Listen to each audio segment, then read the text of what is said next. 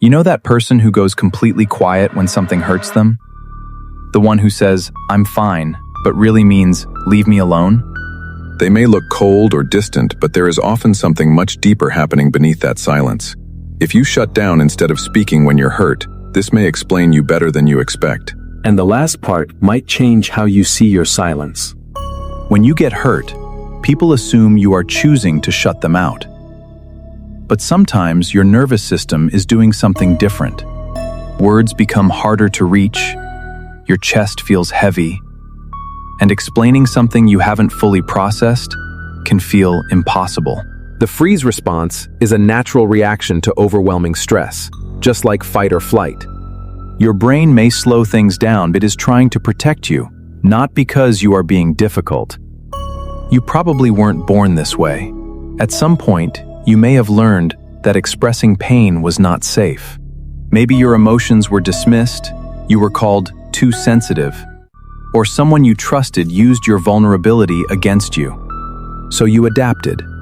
You became quiet, not because you stopped feeling, but because expressing those feelings kept costing you something. Your younger self learned that silence could protect you, and that lesson can remain long after the original situation is gone. But here is what most people fail to understand. Your silence does not mean your mind is empty.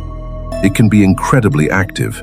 While everyone else sees stillness, you may be replaying the conversation, questioning your role, remembering similar situations, figuring out what you actually feel, and deciding what should happen next.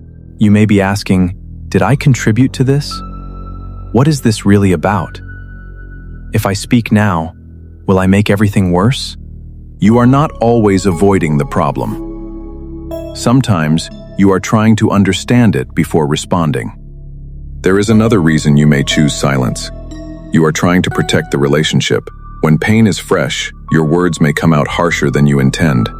So you wait. Not to punish someone, but because you do not want one emotional moment to destroy something that matters to you. When you are overwhelmed, productive communication becomes much harder. Waiting until you are calmer can make a difficult conversation healthier. The painful part is that people often respond to your silence with pressure. They demand answers or say, "Just talk to me." But pressure can make you retreat further. What you may actually need is patience without pressure.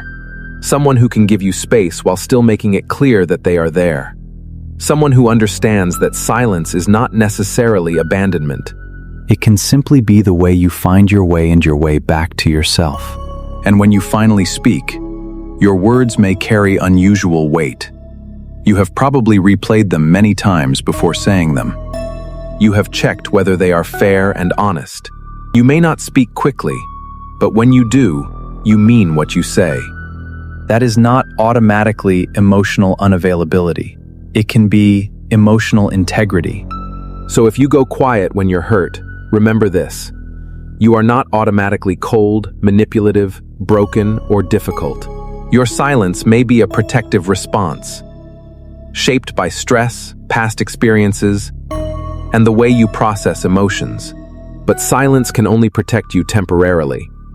Healthy relationships still require communication. You do not have to explain everything immediately. I want to share this, but I need some time to process.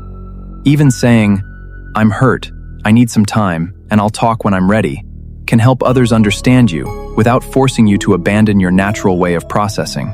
Maybe healing is not about becoming someone who never goes quiet. Maybe it is about feeling safe enough to let another person in before having every emotion perfectly figured out. Your silence was not necessarily the problem. Sometimes it was the protection that helped you cope. And when you no longer need it quite as much, that is not weakness. That is growth.